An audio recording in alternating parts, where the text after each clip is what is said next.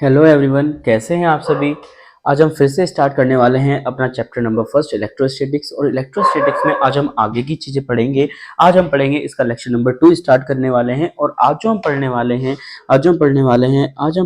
हैं इसमें Coulomb's law के बारे में। कुलाम्स लॉ जो दिया गया है वो दिया गया एक बहुत ही महान साइंटिस्ट के द्वारा, जिनका नाम था Charles Augustin Charles Augustin Charles Augustin कुलाम, जिनका नाम था चार्ल्स ऑगस्टिन कुलाम। और इन्होंने जो इलेक्ट्रिक फोर्स और चार्ज में जो है रिलेशन दिया, इन्होंने कहा कि जो हमारे जो दो चार्जेस होते हैं, दो चार्जेस के द्वारा एक फोर्स जनरेट होती है and that is called electric force. तो जो कुलाम्स लॉ है, कुलाम्स लॉ का एक दूसरा भी नाम आ जाता है, और जो कि होता है इलेक्ट्रोस्टैटिक फोर्स। जो कि होता है इलेक्ट्रोस्टैटिक फोर्स। ध्यान से करिएगा जरा, जो कि होता है इलेक्ट्रोस्टैटिक फोर्स होता है। अब चार्ल्स ऑगस्टिन कुलाम ने दिया था।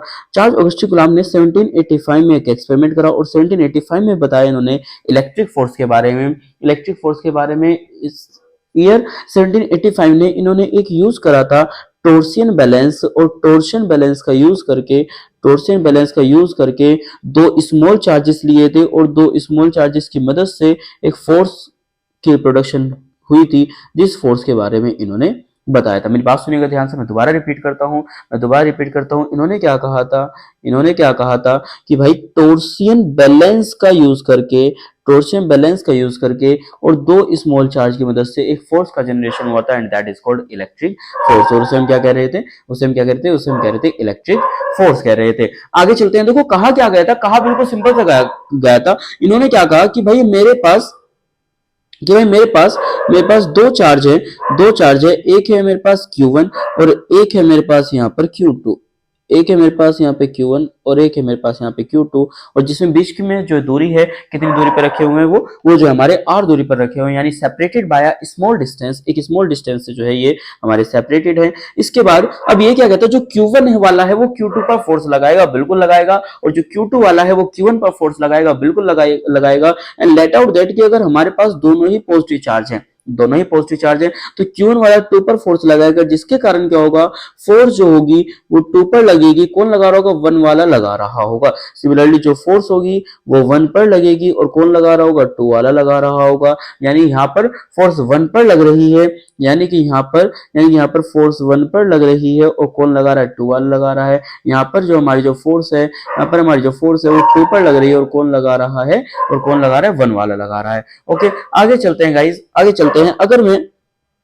अगर मैं क्या करूं, अगेन अपने दो चार्जेस लूं, और इस बार जो मेरे पास जो दो चार्जेस हैं वो क्या है, प्लस के Q1 है, और इस बार जो है मेरे पास है दूसरा माइनस के Q2, और वो R दूरी पर रखा हुआ है। यानी इस बार जो दो चार्जेस हैं उनकी जो नेचर है वो कैसा है, अपोजिट नेचर है। उनका जो नेचर है वो कैसा है, अपोजिट नेचर, एक पॉजिटिव है और एक नेगेटिव है। अब सीन क्या देखने के लिए मिलता है कि यार पहले वाले में तो ये देखने के लिए मिल रहा था कि इसमें क्या हो रहा था, इसमें जो रिपल्शन हो रहा था, लेकिन दूसरे वाले में देखने के लिए ये मिल रहा है कि यहाँ पर क्या हो रहा है, यहाँ पर जो हमारे पास अट्रैक्शन हो रहा है। और अट्रैक्शन में होता क्या है कि जो 1 वाला है, ये बंदा जो है ये 2 को अपनी तरफ खींच रहा होता है, F21 फोर्स से। जो 1 वाला बंदा है ये 2 की तरफ खींच रहा होता है। कौन सी फोर्स से भाई, 1 वाले पर जो फोर्स लग रही है वो कौन लगा रहा है, 2 वाला लगा रहा है। 1 वाले पे जो फोर्स लग रही है कौन लगा रहा है, 2 वाला लगा रहा है। दोनों एक दूसरे की तरफ खींचे चले आते हैं।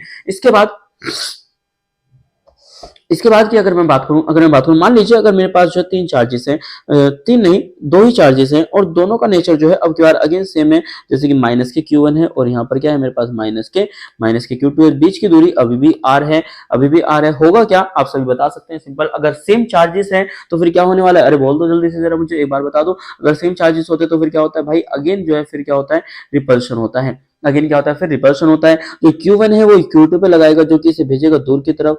यानी कि 1 पर फोर्स लगा रहा है, कौन लगा रहा है, सॉरी थोड़ा मिस्टेक हो गया, 2 पर फोर्स लगा रहा है, कौन लगा रहा है, 1 लगा रहा है। सिमिलरली इधर भी ऐसा ही होगा कि भाई 1 पर फोर्स लगा रहा है, कौन लगा रहा है, 2 वाला लगा रहा है। दोनों का नेचर कैसा है, अपोजिट है। अब इसी बारे में कुलाम बात करते हैं। कुलाम क्या कहते हैं कि भाई मैंने लिए हैं अपने दो चार्ज। कुलाम कहते हैं कि भाई मैंने लिए हैं अपने मैंने लिए हैं अपने दो चार्ज, एक लिया है Q1 और एक लिया है Q2 जो कि सेपरेटेड है R दूरी से। मैंने कहा भाई ठीक है, कोई दिक्कत वाली बात नहीं। उसके बाद कहते हैं कि हमारे पास इन दोनों के बीच में एक फोर्स लगती है, जो फोर्स है वो डायरेक्टली प्रोपोर्शनल है इन दोनों चार्जेस के प्रोडक्ट के।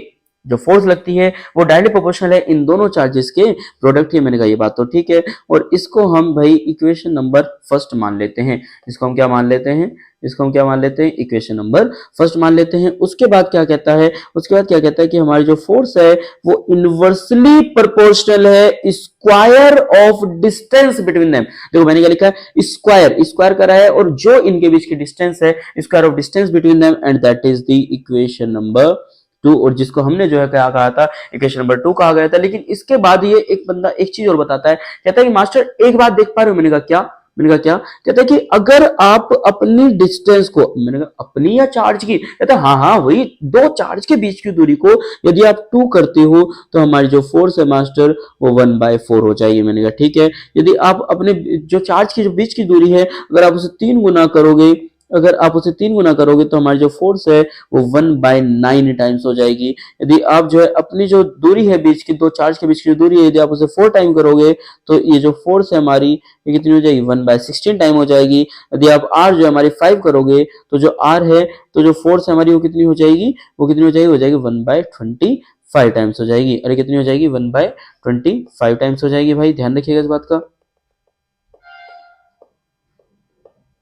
कितनी हो जाएगी, 1/25 टाइम्स हो जाएगी। मैं दोबारा करता हूँ इसे, F इक्वल टू कितना आ जाएगा, 1/25 टाइम्स आ जाएगा। यानी कि आप एक चीज नोटिस कर सकते हैं यहाँ पे, और वो क्या कि जब आपने R मात्र और मात्र 2 बढ़ाई थी तो फोर्स 1/4, जब 3 बढ़ाई तो फोर्स 1/9, और 4 बढ़ाई तो फोर्स 1/16, 5 बढ़ाई तो फोर्स 1/25। यानी कि अगर आप कंटिन्यूसली R को बढ़ा रहे हैं तो फोर्स आपकी कंटिन्यूसली क्या होने वाली है, घटने वाली है। यानी कि अगर आप कंटिन्यूसली R को बढ़ा रहे हैं तो जो आपकी जो फोर्स है वो कंटिन्यूसली क्या होने वाली है, घटने वाली है। हाँ यार बात तो ठीक है। और एक बात और, यदि आप R को 2 गुना करेंगे तो फोर्स 1/4 टाइम जो है 4 टाइम जो घटेगी। ऐसा क्यों हो रहा है, ऐसा इसलिए हो रहा है क्योंकि यहाँ पे स्क्वायर है। हाँ चलो मास्टर ये बात तो ठीक है, हालांकि हमारा इसका कोई यूज नहीं है, या फिर रहने दो सिर्फ कर दूं क्या,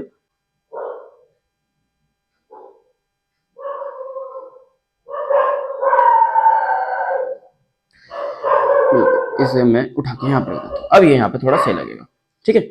मैंने इसे उठा के यहाँ पे रख दिया, आगे चलते हैं। देखो भाई बात ऐसी है, दिन में वक्त नहीं मिलता और शाम में जो लगभग 8 या 9 बजे के अराउंड जो है मैं फ्री होता हूँ, तो उस टाइम मैं सोचता हूँ कि वीडियो बना ले, बट उस टाइम जो थोड़ा शोर रहता है, साउंड रहता है। अब मैं रात को अगर मैं वीडियो शूट कर रहा हूँ तो इस टाइम जो है भाई आप आवाज़ सुन सकते हैं, डॉगीज हैं, एंड समझ में नहीं आ रहा कि वीडियोस बनाई जाए तो बनाई कब जाए। ओके कोई नहीं, अपने गुलाम सर से पूछते हैं, है ना, कि ये क्या बता रहे थे हमें, ये बता रहे थे कि यूज करें इक्वेशन दोनों को।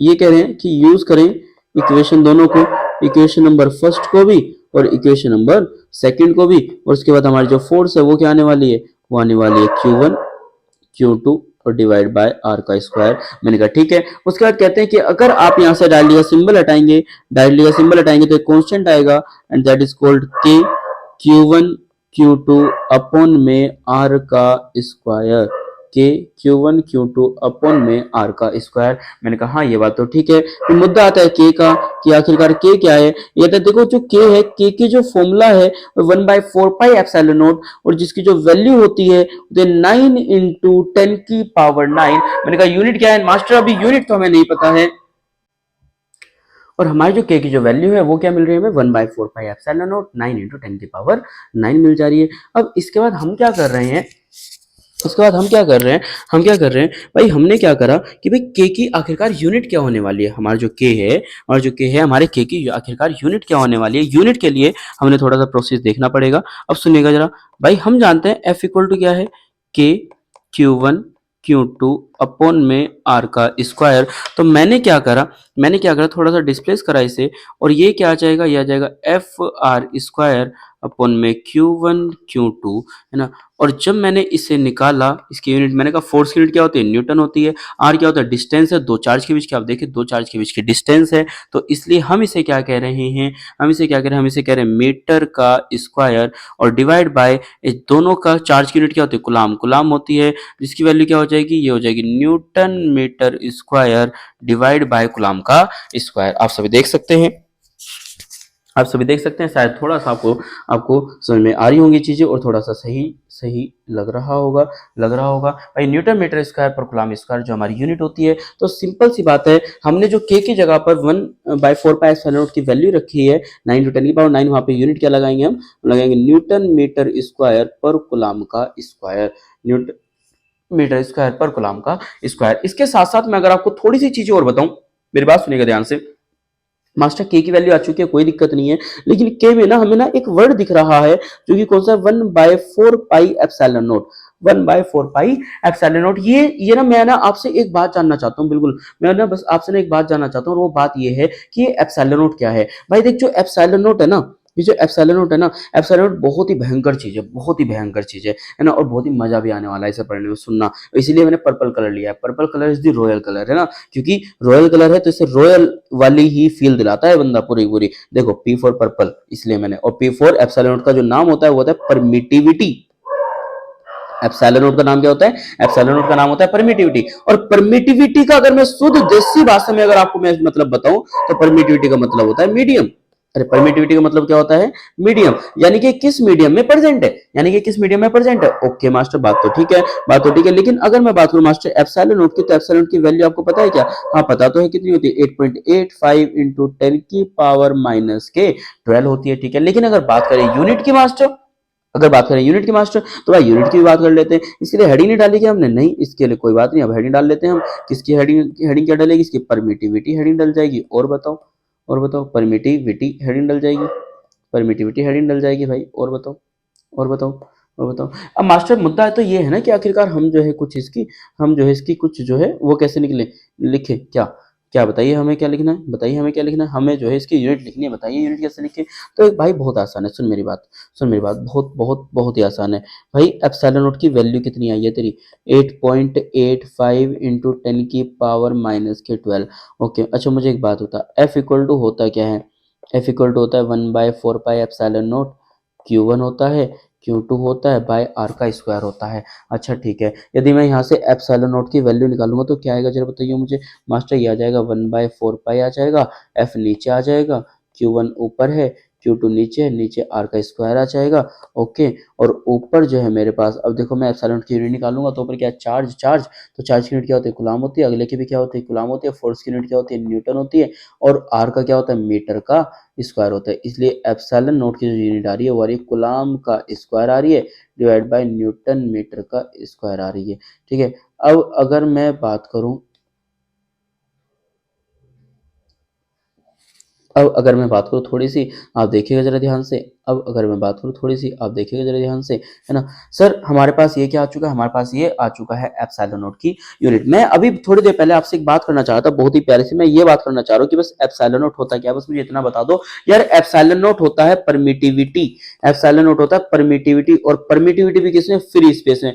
मैं आपको बिल्कुल डिटेल में इसका मतलब समझाता हूँ। देखो परमिटिविटी भी किसमें, फ्री स्पेस में। देखिए यार, एप्सिलॉन नॉट का मतलब परमिटिविटी होता है, लेकिन शुद्ध देसी भाषा में अगर बात करूं तो परमिटिविटी का मतलब है मीडियम, मीडियम, मीडियम, यानी कि हमारे जो चार्ज है वो किस मीडियम में रखे हुए हैं मास्टर, हमारा जो चार्ज है वो यहाँ पर जो मीडियम में है ही नहीं कोई भी मीडियम, क्योंकि यहाँ पे किस में रखा हुआ है, हवा में रखा हुआ है, या फिर यहाँ पे किस में रखा हुआ है, ये यहाँ पे रखा हुआ है वैक्यूम में। अरे यहाँ पर किस में रखा हुआ है, हवा में, या फिर यहाँ पे किस में रखा हुआ है, वैक्यूम में रखा हुआ है। अब यहाँ पे कोई भी मीडियम नहीं है, मेरी बात सुनना, मेरी बात सुनना भाई। एप्सिलॉन नॉट का मतलब क्या है, परमिटिविटी इन फ्री स्पेस, और परमिटिविटी का मतलब क्या है, मीडियम।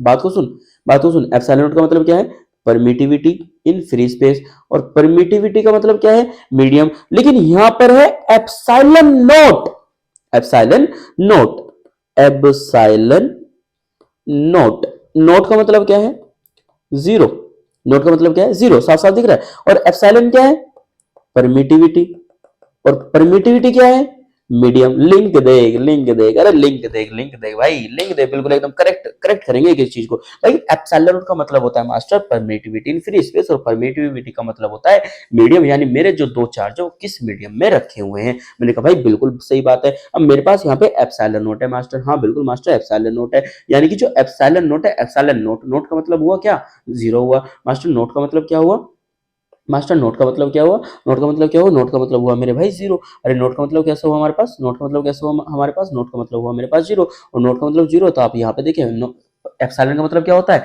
परमिटिविटी होता है, और परमिटिविटी का मतलब क्या है, मीडियम, यानी कि एप्सिलॉन नोट कुल मिला के ये बता रहा है कि यहाँ पे हमारा जो मीडियम है, मीडियम कैसा है, जीरो है। कुल मिला के बात को देखें, एप्सिलॉन क्या होता है कि हमारा जो मीडियम है, मीडियम कैसा है, यहाँ पे जीरो है। हमारा जो मीडियम है, मीडियम कैसा है, जीरो है। मैंने कहा भाई मैं भी तो ये बता रहा हूँ। अच्छा, तो मास्टर आपने तो एक नई बात बता दी हमें, आपने तो हमें एक नई बात बता दी, और नई बात क्या बता दी, और नई बात क्या बता दी, नई बात आपने हमें ये बता दी कि F equal to 1/4 pi epsilon nought, F equal to 1/4 pi epsilon nought Q1 Q2 by r square.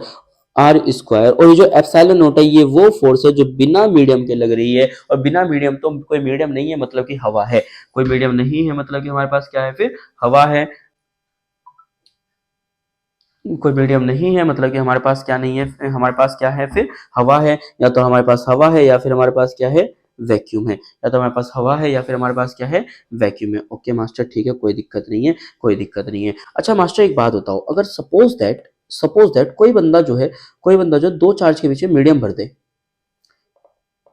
मान लो मेरे मन में ये आ रहा है, मेरे मन में ये आ रहा है कि यार मेरे पास ना मेरे मन में ये आ रहा है, मेरे मन में ना ये आ रहा है कि यार मेरे पास ना दो चार्ज है, Q1 है Q2 है, बीच में स्पेस है, ठीक है। और मैंने क्या कर दिया मास्टर, इसमें ना ग्रीन कलर भर दिया। ग्रीन कलर का कुछ होता होगा हमारे यहाँ, हमने तो भर दिया, बताओ। यानी कि अरे जो आप कह रहे थे हमने यहाँ पे आपका कहना पूरा कर दिया, हमने यहाँ पे मीडियम भर दिया। अब आप बताओ अब क्या करना है इसका। भाई करना ये है एफ मीडियम इक्वल टू 1/4 पाई। अब मैं यहाँ पे एप्सिलॉन नोट नहीं रखूंगा, क्योंकि एप्सिलॉन नोट का मतलब है, एप्सिलॉन का मतलब परमिटिविटी, और परमिटिविटी का मतलब मीडियम, और नोट का मतलब है जीरो, यानी मीडियम कैसा है, जीरो है। यानी मीडियम कैसा है, जीरो है। अरे यानी मीडियम कैसा है, जीरो। लेकिन अब मैं एप्सिलॉन नोट रख दूंगा तो मीडियम जीरो हो जाएगा, इसलिए मुझे क्या रखना होगा, केवल एप्सिलॉन। मुझे क्या रखना होगा, केवल एप्सिलॉन। और भाई ये मेरे पास क्या है, Q1 है Q2 है, और अपॉन में R का स्क्वायर है। और यदि मैं इन दोनों को कर दूं डिवाइड, यदि मैं इन दोनों को कर दूं डिवाइड, मास्टर ठीक है कर दो, इसको अपन फर्स्ट मान लेंगे, इसको अपन टू मान लेंगे। और यदि हम इन दोनों को क्या कर देते हैं, डिवाइड कर देते हैं, एफ एयर अपॉन में है एफ मीडियम, तो भाई मेरे सब कुछ कट ही जाएगा। ऊपर क्या बचेगा, 1/एप्सिलॉन नोट, नीचे क्या बचेगा, 1/एप्सिलॉन, नीचे की नीचे जाएगी, ऊपर की ऊपर जाएगी, ये क्या आएगा, एप्सिलॉन अपॉन में एप्सिलॉन नोट आ जाएगा, है ना। और मास्टर हमारे पास जो है एफ एयर यानी जो एफ वैक्यूम की जो फोर्स थी, डिवाइड बाय एफ मीडियम की जो फोर्स थी, वो किसके इक्वल आ चुकी है, वो इक्वल आ चुकी है एप्सिलॉन बाय एप्सिलॉन नोट के। ओहो, ये बात है मास्टर, बिल्कुल यही बात है मास्टर, ये बात है मास्टर, बिल्कुल भाई मेरे यही बात है, बिल्कुल भाई मेरे यही बात है ना। अब बताएं जरा, लेकिन लेकिन इससे फायदा क्या हुआ, इससे फायदा ये हुआ कि अगर कहीं पे किसी मीडियम में फोर्स निकालनी है ना, तो ना बहुत ही जल्दी से निकल जाने वाली है। हाँ मास्टर ये बात तो आपकी बिल्कुल ठीक है। एफ एयर है मेरे पास, और मेरे पास ना एफ मीडियम है जो कि किसके इक्वल है, जो कि इक्वल है एप्सिलॉन अपॉन में एप्सिलॉन नोट के, और जिसको हम ना के भी कह रहे हैं, जिसको हमने क्या कह रहे हैं मास्टर, के भी कह रहे हैं। ओके, ओके सिंपल है। यानी कि हमारे पास जो एप्सिलॉन बाय एप्सिलॉन होता है, एफ एयर अपॉन में एफ मीडियम का जो रेशियो किसके इक्वल आ गया, के इक्वल आ गया। और ये जो के है, के का अपना एक नाम है, और इसका जो नाम है वो क्या है हमारा, वो है हमारा डाइलेक्ट्रिक कांस्टेंट। वो हमारा जो नाम है इसका वो क्या है, डाइलेक्ट्रिक कांस्टेंट है। यानी कि मास्टर के का तो अपना फॉर्मूला बन चुका है, और वो क्या आ चुका है, वो आ चुका है एप्सिलॉन बाय एप्सिलॉन नोट, और जिसको हमने कर दिया है डब्बे में पैक, जिसको हमने क्या कर दिया है, जिसको हमने कर दिया डब्बे में पैक। और के का जो अपना फॉर्मूला बन चुका है एप्सिलॉन अपॉन में एप्सिलॉन नोट, और जो के है, के क्या होता है, एप्सिलॉन के क्या होता है, डाइलेक्ट्रिक कांस्टेंट होता है, डाइलेक्ट्रिक कांस्टेंट होता है। और जिसको हम इक्वल रखते हैं किसके, एप्सिलॉन आर के, जिसको हम इक्वल रखते हैं किसके, एप्सिलॉन आर के। And what is an epsilon are,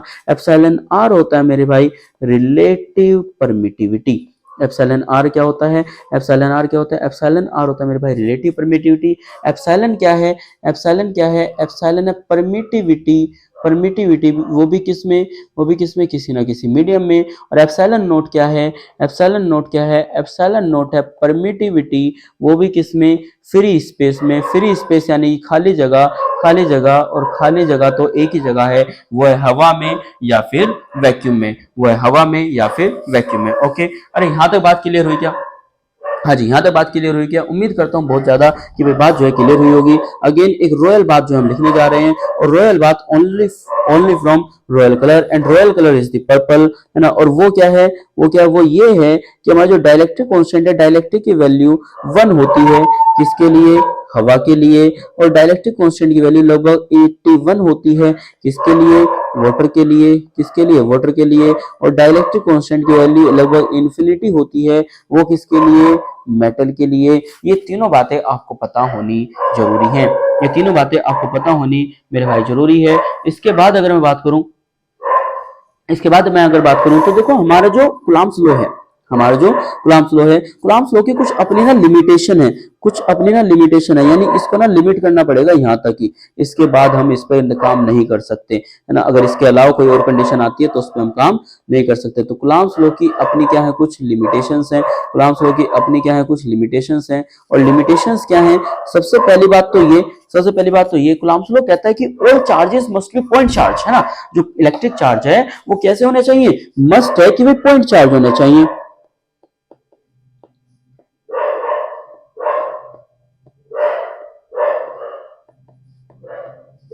electric charge must be point charge, electric charge कैसे होने चाहिए, पॉइंट चार्ज होना चाहिए। नंबर 2 क्या है, नंबर 2 क्या है, नंबर 2 ये है कि हमारा जो इलेक्ट्रिक चार्ज है वो मस्ट बी एट रेस्ट, यानी ऊपर वाला सेम इलेक्ट्रिक चार्ज है वो कैसा होना चाहिए, वो कैसा होना चाहिए, हमारा रेस्ट में होना जरूरी है। तो दो बातें जरूरी है भाई मेरे भाई, बहुत ज्यादा जरूरी है, बहुत ज्यादा जरूरी है। क्या लिमिटेशन क्या है दोनों बातों की, दोनों बातों की लिमिटेशन ये है कि पहली तो ये कि इलेक्ट्रिक चार्ज पॉइंट चार्ज होना चाहिए, और दूसरी बात ये कि electric charge must be at rest, वो किस में होना चाहिए, रेस्ट में होना चाहिए। दूसरी कि इलेक्ट्रिक चार्ज जो है वो कैसा होना चाहिए, रेस्ट में होना चाहिए। ठीक है, अगर मैं आगे बात करूं, अगर मैं आगे बात करूं, ठीक है यार, लिमिटेशन भी हो गया हमारा, कूलम्ब्स लॉ पूरा ऊपर हो गया, डाइलेक्ट्रिक कांस्टेंट भी हमने इसमें बता दिया।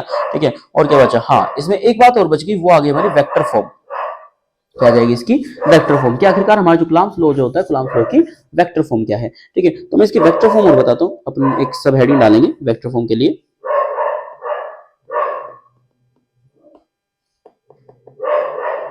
Vector form of Coulomb's law important है थोड़ी, देखिएगा।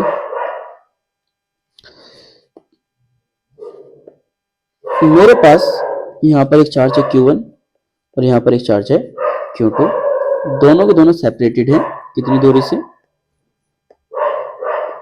R दूरी से, R दूरी से। यदि मैं बात करूं जो Q2 है, जो Q2 है, हम लेट आउट करके चलते हैं कि Q2 भी पॉजिटिव और Q1 भी पॉजिटिव, लेट करके चलते हैं वैसे नॉर्मली, क्योंकि हमें तो एक वैल्यू निकालनी है, हमें तो एक फॉर्मूला निकालना है, हमें तो एक वैल्यूज निकालनी है, ताकि पता लग सके कि आखिरकार होता क्या है और क्या नहीं होता। सुनिएगा भाई, 2 पर फोर्स लग रही है, कौन लगा रहा है, 1 लगा रहा है, रिपेल करेगा, सिंपल सी बात है यार। देखो यहाँ पर भी क्या सीन है, यहाँ पर भी क्या सीन है, 1 पर फोर्स लग रही है, कौन लगा रहा है, 2 लगा रहा है। यहाँ भी क्या करने वाला है, रिपेल करने वाला है। ठीक है मास्टर, ये बात भी ठीक है, ये बात भी ठीक है। यानी कि अगर मैं आपसे एक बात बोलूं कि जो F12 जो फोर्स है, F12 जो फोर्स है, क्या वो F21 फोर्स के इक्वल है। हाँ, आप ऐसे बोलते हुए अच्छे लगोगे, पर यहाँ पे एक नेगेटिव चार्ज जरूर लगाओ। क्यों, क्योंकि दोनों की डायरेक्शन कैसी है, अपोजिट है। ओके, बट मास्टर इस बात से तो एक बात प्रूफ हो जाएगी ना, क्या हो जाएगी बताओ।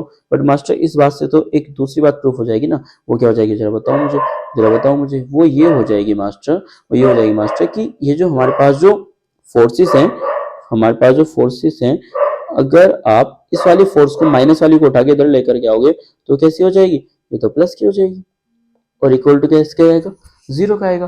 इक्वल टू किसका आएगा, 0 का आएगा। हाँ आएगा तो भाई, आएगा तो भाई, यानी दोनों फोर्सेस का सम 0 होगा। हाँ बिल्कुल, दोनों फोर्सेस का सम 0 होगा। ओके, ये बात तो ठीक है, चलो बात तो समझ में आई थोड़ी सी। चलो मैं आगे बताता हूँ आपको। अच्छा मुझे एक बात बताओ, हाँ बताओ, यदि मैं वेक्टर लेता हूँ, वेक्टर भी कौन सा, मैं F12 निकाल रहा हूँ, सुनना।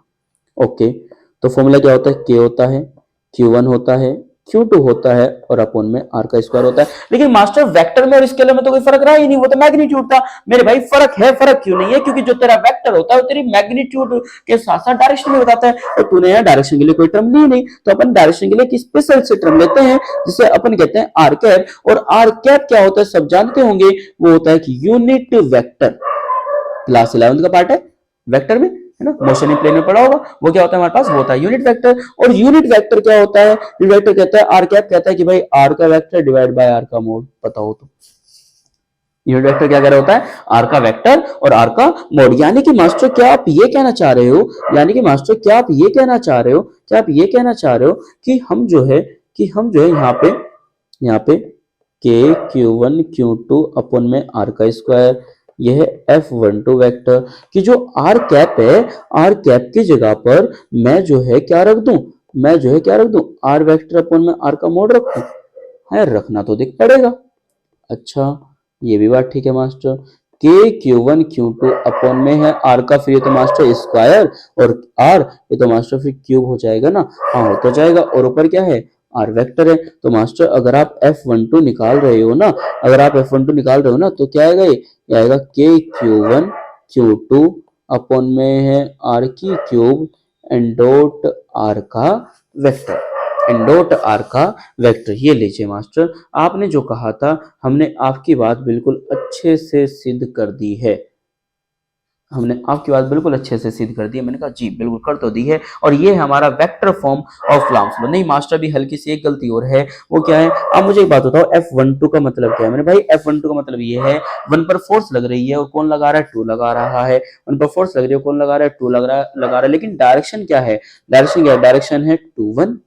ओके यानी जो यहाँ पर लिखा होगा उसका जस्ट अपोजिट वाली जो है हमारी डायरेक्शन होने वाली है। अच्छा मास्टर ये है, हाँ ये है, and this is the vector form, और ये हमारा क्या है, वेक्टर फॉर्म है, और वेक्टर फॉर्म भी किसका है, कूलम्ब्स लॉ की है।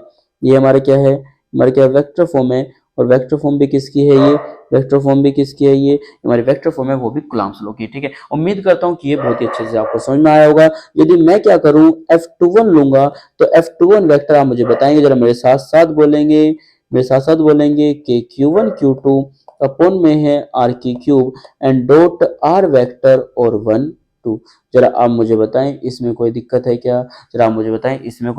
क्या, मेरे भाई? और मैंने वो बात आपको बताई ही है जस्ट अभी थोड़ी देर पहले, जस्ट मैं अभी आपको बता के आ रहा हूँ कि भाई जो F12 है वेक्टर है और F21 वेक्टर है, यदि हम इन दोनों का सम करेंगे तो आंसर 0 आएगा। 0 क्यों आएगा आप ये भी देख सकते हैं, यहाँ से भी देखने वाला यहाँ से ही बता देगा, कहेगा रोयल बात है ये तो, कि इसकी डायरेक्शन, परिंदे की इसकी डायरेक्शन आप देखें, और फिर इसकी डायरेक्शन देखें, क्या आपको दोनों की डायरेक्शन अपोजिट नहीं लगती?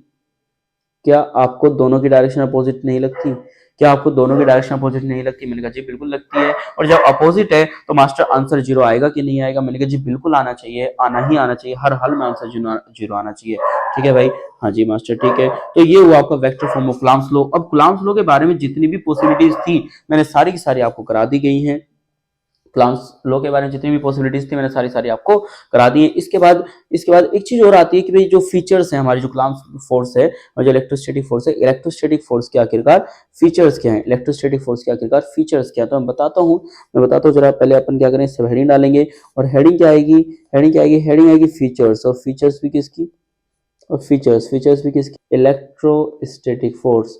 या फिर एक काम करते हैं, हम इसको लिख लेते हैं क्या, हम इसको इलेक्ट्रिक फोर्स लिख लेते हैं। सबसे पहली फीचर अगर मैं आपसे पूछूं, तो सबसे पहली फीचर तो मास्टर ये कि जो फोर्स है हमारी, देखो अगर अपोजिट चार्ज होगा तो अट्रैक्शन होगा, सेम चार्ज होगा तो रिपल्शन होगा। ये जो फोर्स है हमारी, जो इलेक्ट्रिक फोर्स है,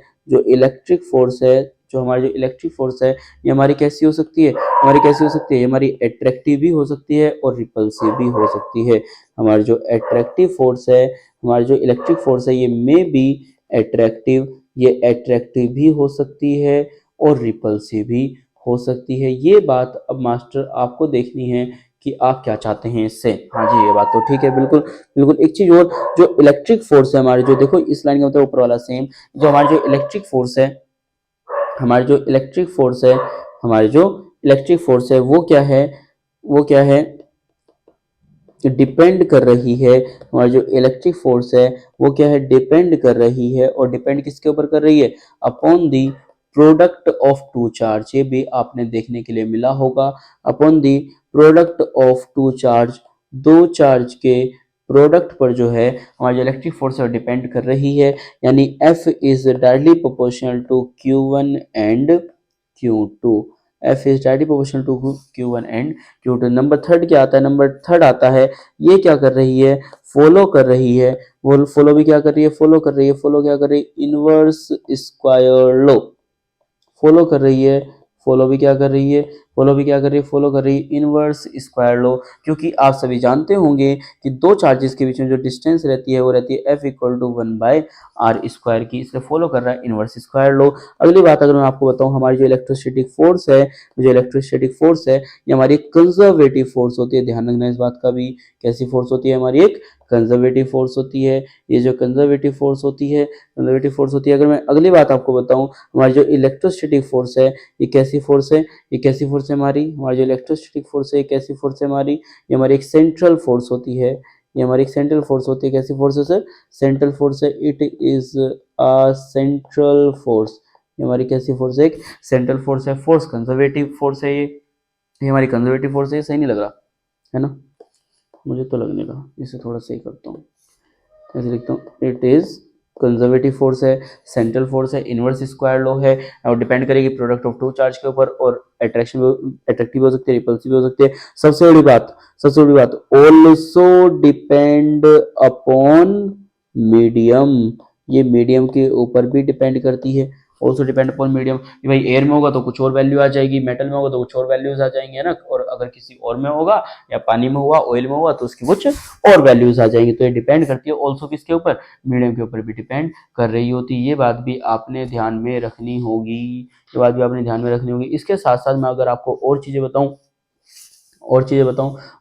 तो मेरे भाई ये एक ऐसी फोर्स है जो कि ऑपरेट हो सकती है, ये एक ऐसी फोर्स है जो कि ऑपरेट हो सकती है in vacuum. This force can be operate in vacuum. ये जो फोर्स है जो कि हमारी क्या हो रही है, ऑपरेट होती है किसमें, वैक्यूम में।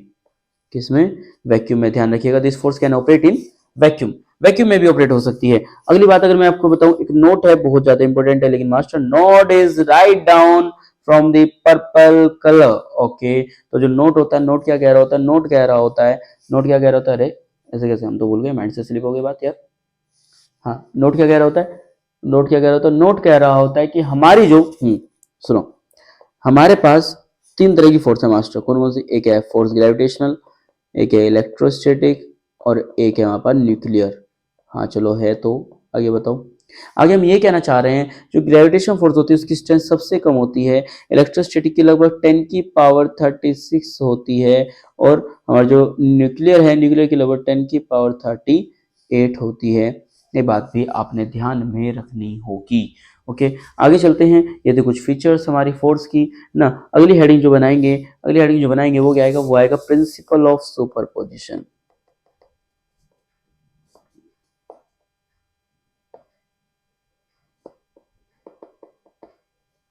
Principle of superposition, principle of superposition. अगली जो कहानी होगी इसके प्रिंसिपल ऑफ सुपरपोजिशन की। देखो प्रिंसिपल ऑफ सुपरपोजिशन क्या बोल रहा होता है भाई, ये बोल रहा होता है कि मान लीजिए मेरे पास एक चार्ज रखा हुआ है, यहाँ पर मेरे पास एक चार्ज रखा हुआ है जो कि कौन सा है, क्यों है, जो कौन सा है, क्यों है। और इससे कहीं दूर हमारे पास एक चार्ज और है, पास एक चार्ज और है, एंड दैट इज Q1। अब Q1 बंदा क्या कर रहा होगा, मान लो ये भी पॉजिटिव है और ये भी पॉजिटिव है। Q1 बंदा क्या कर रहा होगा, इसे दूर की तरफ को क्या करेगा, रिपेल करेगा। क्यों, क्योंकि भाई क्यों पे लगा रहा है Q1, हाँ बिल्कुल सही बात है। और ये वाला क्यों भी क्या करेगा, Q1 को भाई रिपेल करेगा। हाँ मास्टर, करेगा तो रिपेल, और बहुत ही अच्छी खासी फोर्स है जो रिपेल कर रहे होंगे, दोनों बीच में R की दूरी है। हाँ ठीक है मास्टर। अब मैंने क्या करा, मुझे थोड़ी सी जेलस फील होने लगी Q1 से, मैंने क्या करा, साइड में एक अपनी दुकान खोल ली, और साइड में जैसे ही अपनी दुकान खोल ली, मैंने कहा भाई मैं अपनी का नाम रखूंगा Q2 चार्ज। इसने कहा ठीक है मास्टर, कोई दिक्कत नहीं, आप रख लो, है ना। अब फिर मैंने कहा भाई तुम बताओ तुम कैसा फील कर रहे हो। कहता मास्टर हम क्या करेंगे, हम क्या करेंगे, हम जो इसके ऊपर फोर्स लगाएंगे रिपल्सिव की, ठीक है, कोई दिक्कत नहीं, कोई दिक्कत नहीं। और हम जो है फिर अगेन इसके ऊपर एक फोर्स और लगाएंगे, एक फोर्स और लगाएंगे, वो नीचे की साइड को होगा, और वो कौन सी होगी, वो जो हमारी रिपल्सिव की होगी। अगेन वो भी एक बात मैं आपको और बता दूं भाई, जो Q2 के बीच में और Q के बीच में जो फोर्स लग रही है ना, उसकी वैल्यू को कोई भी फर्क नहीं पड़ेगा जो Q1 और Q के बीच में लग रही थी। मेरी बात सुने, जो फोर्स Q2 और Q1 के बीच में लग रही है ना भाई मेरे, जो फोर्स Q2 और Q1 के बीच में लग रही है ना, सॉरी Q2 और Q के बीच में लग रही है ना, जो फोर्स Q2 और Q के बीच में लग रही है ना, उस फोर्स को कोई भी फर्क नहीं पड़ेगा जो फोर्स लग रही है Q1 के बीच में और Q के बीच में। या फिर ये कहीं जो फोर्स Q1 और Q के बीच में लग रही है, जो फोर्स Q1 और Q के बीच में लग रही है, उस फोर्स को कैसा भी तीसरे चार्ज के होने या ना होने से कैसा भी फर्क नहीं पड़ने वाला है। ध्यान रखिएगा इस बात का भी। यदि मैं बात करूं तीसरे पॉइंट पर, तीसरे पॉइंट में मैंने क्या कर दिया है, एक चार्ज और रख दिया, and that is Q3, that is Q3। अब होगा क्या, यहाँ पर भी क्या हो रहा है, यहाँ पर भी क्या हो रहा है, ये इसे क्या कर रही है, रिपेल कर रहे हैं, ये इसे क्या करेगा, रिपेल करेगा। मान लो ये जो हमारा F3 फोर्स से करेगा, हम इसे क्या नाम दे देते हैं, F3 नाम दे देते हैं, इसे F2 इसे F1 कह देते हैं, इसे F2 कह देते हैं। ठीक है, अब F1 F2 F3 जो है एक्ट कर रही होंगी, लेकिन F1 फोर्स पे ना तो F2 का इफेक्ट है, ना ही F3 का इफेक्ट है। F2 फोर्स पर ना ही F1 का इफेक्ट है, ना ही F3 का इफेक्ट है, और F3 फोर्स पर ना ही F1 का इफेक्ट है, ना ही F2 का इफेक्ट है। ओके, अब आज जो हमने पढ़ा है, आज हमने पढ़ा कंप्लीटली प्रिंसिपल ऑफ सुपरपोजिशन, है ना, completely principle of superposition, Coulomb's law, और कूलॉम्स लॉ के बारे में जितना भी पॉसिबल था हमने सारा सारा पढ़ लिया है। अब चलते हैं हम थोड़ा सा आगे, और आगे क्या चलेंगे, पहले हम आज करेंगे कूलॉम्स लॉ के ऊपर बहुत सारे सवाल। ओके।